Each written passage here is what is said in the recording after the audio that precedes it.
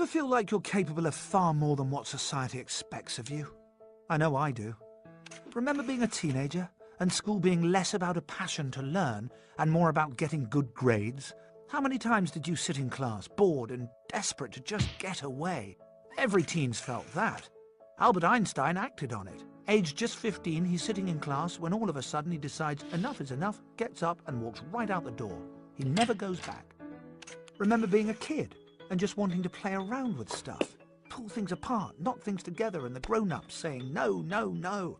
Or being called good for sitting still, or naughty when you couldn't bear to sit still any longer.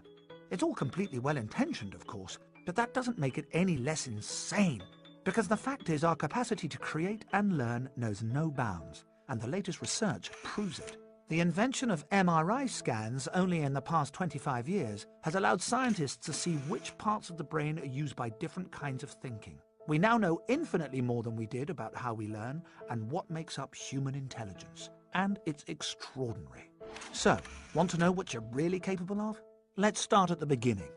A baby's brain is amazing.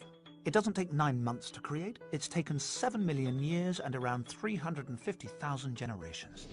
All the skills, knowledge and talents cultivated by our ancestors are stored inside it. These are like numerous software programs which can only be activated by the baby engaging with its environment. Here's the striking thing. If not activated at the most appropriate time, they simply disappear. Take language. If a child doesn't hear language by around the age of 8, they may never learn to speak. So you can see just how important our interactions are. They ignite our dormant intelligence and they reinforce it too. There's something else. We've evolved to learn by looking at things from different perspectives and making connections between things. And we do that through play. So wouldn't it be amazing if we bore all this in mind when raising kids? Letting them play when they're little and when they're older too? Charles Darwin's teacher said he'd never amount to much because he spent too much time playing with insects. So let children play, because it's never just play. Of course it takes more time and energy to do this, but when you're deciding where to focus resources for kids' learning, you couldn't do better than focusing on pre-puberty. That's when we learn by copying the people around us.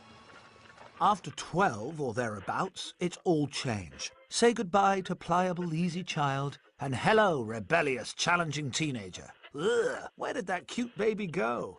Ah well, let's have another look at that brain. See what's happening? Loads of the connections made through childhood are breaking up and reforming.